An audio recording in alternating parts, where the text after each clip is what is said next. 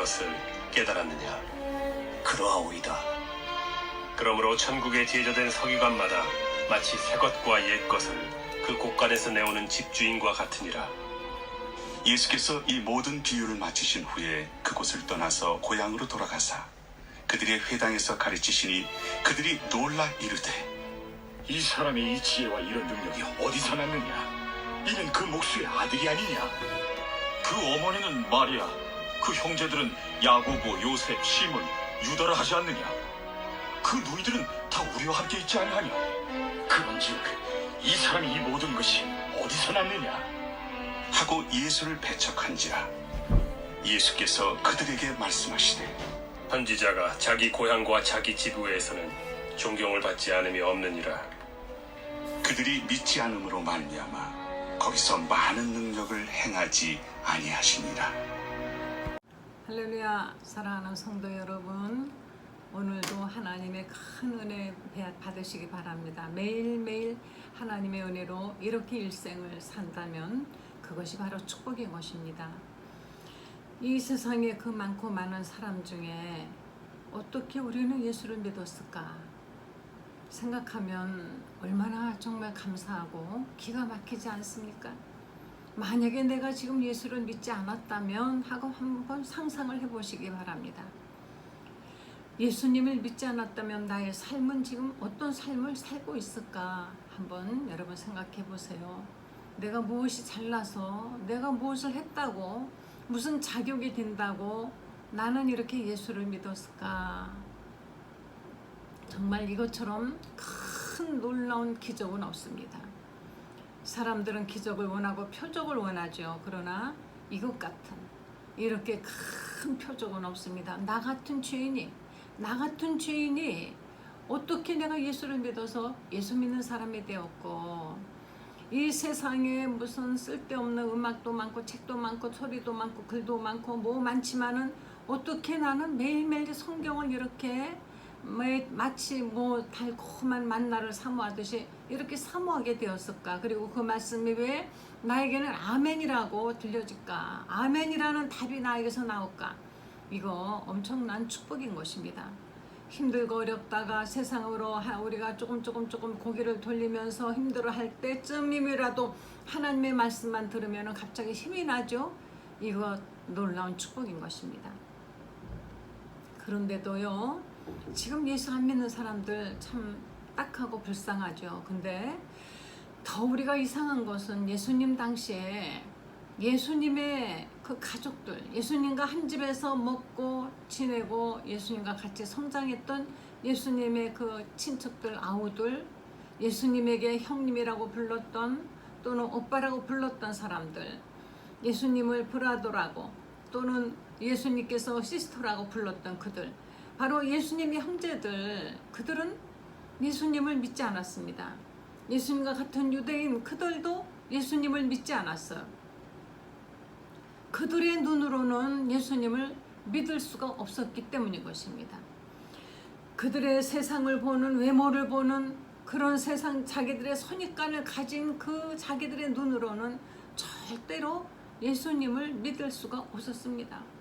아기 때부터 응애하고 태어난 그 아기가 다른 연희 아기와 똑같은 과정을 거쳤지 않았습니까? 약했고 부족했고 넘어지고 때로는 울기도 했었고, 뭐 때로는 아니라 애기들은 정말 많이 울죠. 뭐 밥을 먹다가 엎어뜨리기도 했었고 넘어지기도 했었고, 화가 나면은 또 뭐 투닥투닥 했는지 모르죠. 물론 그러셨다고 저는 생각합니다. 누구보다 인간적이고 또 때로는 다혈질의 어떤 그런 모습도 보여주신 그 예수님께서 분명히 자기들과 똑같이 밥을 먹었고 같이 잠을 잤는데 어떻게 그가 하나님의 아들이라고 우리가 믿을 수 있느냐. 그래서 사람들은 말하기를 여기 그 모친 마리아가 있고 그의 누이가 우리들과 같이 결혼해서 살고 있지 않느냐. 어떻게 그 사람을 믿을 수가 있겠느냐. 그런데 그 사람이 이렇게 가난한 집 목수의 아들인데 어떻게 그 권세는 어디서 나오는 것이며 그 지혜와 능력의 원천은 어디일까? 이것만은 이들이 정말 궁금해했습니다. 이상하다. 그 놀라운 지혜와 능력을 행하는 것을 보면은 분명히 연이 사람하고는 달라도 너무나 많이 다른데 그는 우리 가족이 아닌가? 어떻게 된 걸까? 그래서 이들은 정말 그 딜레마에 빠졌습니다. 어디를 봐도 예수님에게서 어딘가 좀 뭔가 다른 사람보다 뛰어난 데가 있었다면 사람들은요, 외모만이라도 막 진짜 막 엄청나게 정말 잘생기고 뭔가 빛이 나는 것 같고 막 이러면은 왠지 거기에 그냥 빨려 들어가는 그런 일들이 많이 있습니다. 그런데 예수님은 그냥 너무 평범했다는 거예요. 우리 한번 이사야서 53장 1절을 한번 보시겠습니다. 이사야서 53장 1절에 우리가 전한 것을 누가 믿었느냐? 여호와의 팔이 누구에게 나타났느냐? 그는 주 앞에서 자라나기를 연한 순 같고 마른 땅에서 나온 뿌리 같아서 고운 모양도 없고 풍채도 없은즉 우리가 보기에 흠모할 만한 아름다운 것이 없도다. 그는 멸시를 받아 사람들에게 버림받았으며 간고를 많이 겪었으며 질고를 아는 자라. 마치 사람들이 그에게서 얼굴을 가리는 것 같이 멸시를 당하였고 우리도 그를 귀히 여기지 아니하였도다.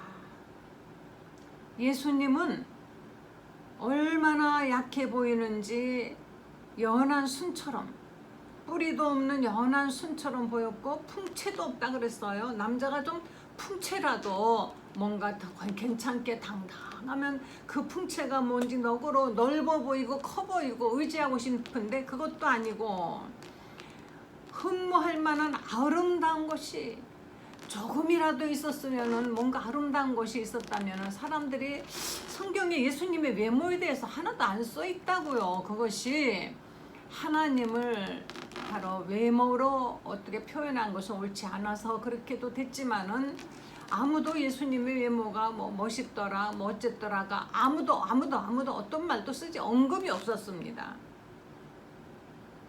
그는 정말 아름다운 것도 없고 풍채도 없고 의지할 만한 어떤 그런 남들이 샘날 만한 또는 나타낼 만한 것이 아무것도 그 외모로는 없었던 것이에요. 그러니까 예수님의 그 친구들, 가족들, 특히 유태인들은 예수님을 믿기가 정말 힘들었습니다. 그들은 정말 예수님 믿기 힘들어요. 특히 예수님이 하나님의 일을 한다고, 하나님의 아들이라고 선지자라고 한다면 좀 그 주위에 수준 높은 사람들을 데리고 다녀야 되지 않겠습니까? 우리는 그래도 세상적인 수준 높은 사람들이 교회에 많이 나오고 그 교회 장로나 뭐 이런 자리를 그냥 딱 꿰차고 있으면은 그 교회 수준 높은 교회라고 말을 하는데 그 수준의 잣대가 어디에 대고 수준 높다고 말하는 것인지 정말 이해가 안 갑니다. 예수님이 데리고 다녔던 예수님의 제자들 보세요. 어부입니다. 성격은 하나는 불같습니다. 하나는 열심당원입니다. 어떻게든지 나라를 뒤집어 엎어가지고 구태탈 일으켜서 뭘 해보려고 하는 그런 사람입니다. 아주 그냥 변덕스럽기가 그지없는 그런 사람들이고 인격자는 없습니다. 아예. 그리고 사람들에게 손가락질 받는 죄인의 바로 신분이었던 사람들인 것입니다. 정말 이 사람들은 세상적인 것, 돈도 없고 지식도 없고 권세도 없고 명예도 없고 아무것도 없는, 예의도 없는 그저 이런 사람들인 것이에요. 예수님의 친구들을 보니 사람들이 그러죠. 그 친구를 보면 그 사람 수준이 보인다고. 그런데 예수님은 예수님의 친구들을 보니 예수님의 수준을 어떻게 그렇게 말할 수가 없는 것이에요. 그러 예수님이 데리고 끌고 다니는, 그냥 여기서도 자고 저기서도 자면서 끌고 다니는 그 제자들, 그물도 버려두고 아버지도 버려두고 가처도 버려두고 자식도 버려두고 다 버려두고 예수님을 줄줄 따라다니는 그 사람들의 외모며 그들이 갖고 있는 그 모든 형편이며 이런 것을 보면은 정말 수준이 낮아도 한참 낮죠. 이 사람들이 정말 저런 사람들이 뭘 할 수 있을까 아무도 기대하지 않았습니다. 그러나 예수님께서는 이들을 변화시켰었습니다. 천국은 마치 밭에 심은 작은 겨자씨와 같다. 심을 때는 씨 중에서 가장 작은 것이지만은 이제 이것이 점차 싹이 나고 자라서 큰 나무가 되고 그 나무에 많은 새들이 와서 쉰다고. 바로 예수님은 이 제자들을 작은 겨자씨 같이 여겼던 것입니다.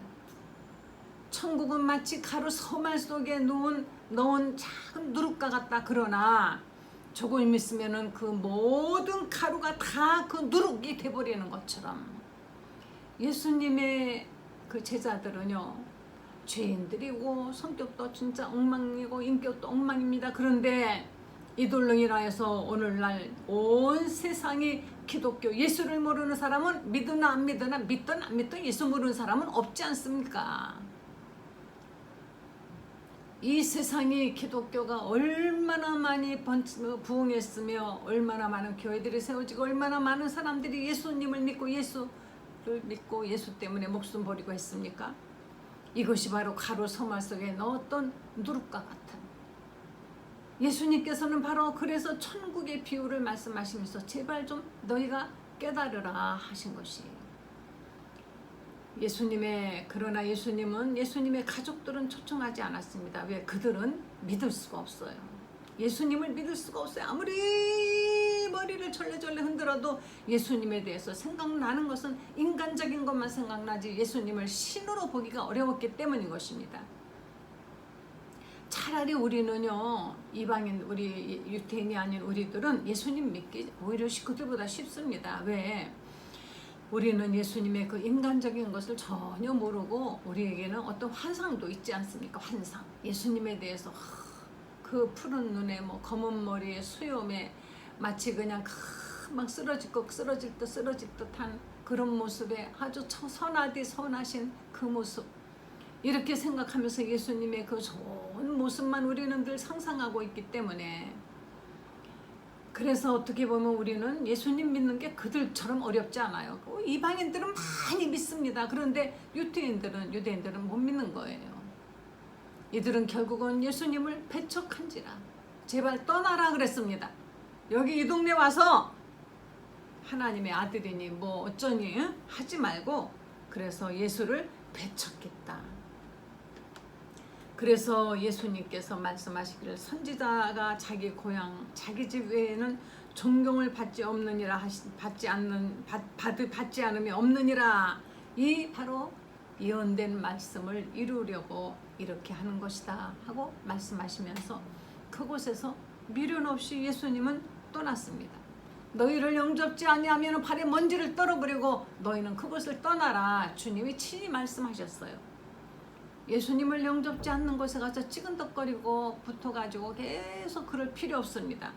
말씀은 전하지만 일방적으로 선포하고 전합니다. 그러나 믿지 않으면 그 다음엔 떠나는 거. 그 다음에 또 기회가 되면 또 전하고, 믿으면 좋고 정말 감사하고 아니면 가는 것입니다. 예수님의 가족들, 예수님의 고향에서는 어느 누구도 예수님을 받아들이지 않았습니다. 왜? 예수님을 인간적으로 그분의 초라한 외모만 봤기 때문인 것입니다. 흠모할 만한 것이 하나도 없고 풍채도 없고 아름다운 것이 없다 그랬습니다. 그래서 예수님께서는 그것을 떠나시면서 그들이 믿지 않음으로 말미암아 거기서 능력도 더 이상 행하지 않았다 그랬습니다. 예수님이 가족들에게 배척당할 때 그 마음이 얼마나 아프셨겠어요. 교회 목사님이요, 목사들은 강대상에서 설교할 그때만 가장 행복합니다. 왜냐하면은 일단 강대상에서 내려오고 교인들을 대할 때는 그래도 목사님이에요. 그런데 일단 집에 딱 들어가면은 집에서 존경받는 목사가 되기는 엄청나게 어렵습니다. 왜냐하면 집에 가면은 더우니까 옷도 벗어 던져 버려야 되죠. 화장실도 가야 되죠. 피곤하면은 그냥 대자로 누워서 잠도 자야도, 따로 어떤 때는 화가 나면 또 소리도 깨 질러버리고 화도 내버리고 부부간에 싸움도 하고 애들한테 또 막 어떤 목사님은 아들을 때리기 위해서 아파트 10층에서 1층까지 따라 내려갔대. 몽둥이를 들고 너무 화가 나고 너무 화나는데 그래서 한참 내려가다 보니까 1층에 와 있더라는 것입니다. 몽둥이를 두고 애를 때려 죽인다고. 정 깜짝 놀랐죠. 자기도 모르는 사이에 그냥 막 혈기가 나고 합니다. 이런 것을 다 보는 그 가족들이 믿겠어요? 목사님이라고 인정하겠어요? 참 어려운 것이에요. 그것이 정말 어렵습니다. 많은 사모님들이 남편으로 인하여서 가슴앓이하고 상처받아서 사모님들이 상담할 때 그런 얘기 가끔 해요. 무슨 목사는 얼어 죽을 목사냐고. 너무 상처가 되어서 그렇게 말하는 분들이 또 그렇게 말하면 또 목사님은 상처받습니다. 그래서 심리 상담을 받는 목사님들이 많이 계셔야 되는데 이분들은 또 어디 가서 상담 안 받습니다. 왜? 어떻게 목사가 돼서 상담 받느냐. 그런데 이 세상 어느 누구보다 상처받는 사람들이 사실은 목사고 그 가족인 것입니다. 예수님이 얼마나 이 배척하는 이 유대의 땅에 있는 가족들로 친척들로 인하여서 마음이 아프셨겠습니까? 그래서 예수님은 더 이상 그들에게서 능력을 행하지 아니하시고 이제 떠나셨다 그랬습니다. 예수님을 믿지 않는 그곳에 예수님은 계시지 않습니다. 예수님을 배척하는 곳에 예수님은 더 이상 계시려고 하지 않습니다. 예수님을 믿지 않으려고 애쓰는 그곳에 가서 억지로 복음을 전하지 말라. 거룩한 것을 바로 개나 돼지에게 진주에게 주지 마. 개나 돼지에게 주지 말라는 것입니다. 돼지는 그냥 먹는 것밖에 모르고 개는 그냥 뭐든지 찢는 성질이 있습니다. 아무리 귀한 하나님의 말씀을 전한다 할지라도 이들이 사람의 외모만 보고 선입견만 가지고 있다면 그 마음밭이 옥토가 되지 않는다면 그 말씀을 찢고 그리고 핍박하고 그것을 오히려 이용해서 자기들의 어떤 사리사욕을 채우려고 할 것입니다. 예수님을 믿지 않는 것에 예수님은 더 이상 능력을 행하지 않았으니 믿지 않는 사람들에게 억지로 하나님의 능력을 나타내려고 하지도 말아야 되는 것입니다. 먼저 믿어야 됩니다. 먼저 믿어야 능력을 하나님이 부어주십니다. 먼저 믿어야 병도 고쳐주시는 것입니다. 먼저 믿어야만이 축복해 주시고 도와주시는 것입니다. 먼저 믿으면 그러나 하나님의 놀라운 역사는 일어나고 기적은 일어날 것입니다. 믿는 자에게 이런 표적이 따르리니 곧 저희가 내 이름으로 귀신을 쫓아내며 뱀을 집으며 병든 자에게 손을 어떤 독을 마셔도 해를 받지 아니하며 병든 자에게 손을 얹은 즉 나으리라. 믿는 자에게 이런 표적이 따른다고 하셨지 믿지 않는 자에게 따른다고 하지 않으셨음을 명심하시고 예수님 계신 그곳에 하나님의 능력이 있고 예수님 계시지 않는 그곳에는 절대 하나님의 능력이 없다라는 말씀을 꼭 명심하시고 예수님을 꼭 마음에 모시고 믿음 생활 안에서 늘 승리하시고 늘 하나님의 응답 받으시기를 예수 이름으로 간절히 축원합니다. 기도하시겠습니다. 하나님 감사합니다. 하나님이 우리를 사랑하시고 축복하셔서 이렇게 우리와 함께 하심을 보여주시니 하나님 감사드립니다. 지금까지 하나님 앞에 기도하고 응답받은 것이 얼마나 많은지 이것을 어떻게 우리가 계산할 수 있으며 이것을 어떻게 하나님께 갚는다 할 수 있겠습니까? 다만 공짜로 받았고 영원히 하나님 앞에 빚진 자 된 은혜 받은 자들로 살아가겠습니다. 하나님 아버지여 사랑하는 성도들을 축복하시고 그 마음밭이 옥토가 되게 합시며 하나님을 믿고 의지하여 기도할 때마다 응답받게 해주시옵소서. 이 나라를 축복하시고 이 나라의 하나님의 뜻이 하늘에서 이룬 것 같이 이 땅에 이루어지게 하여 주시기를 원합니다. 예수님의 거룩하신 이름으로 기도했습니다. 아멘. 예수님 계신 곳에 그곳에는 예수님이 계신 증거로 많은 표적과 기사와 능력이 나타납니다. 예수님을 마음에 모시고 예수님의 뜻대로 살으셔서 멋진 늘 응답받는 그런 신앙생활 하시길 예수 이름으로 간절히 축원합니다. 할렐루야.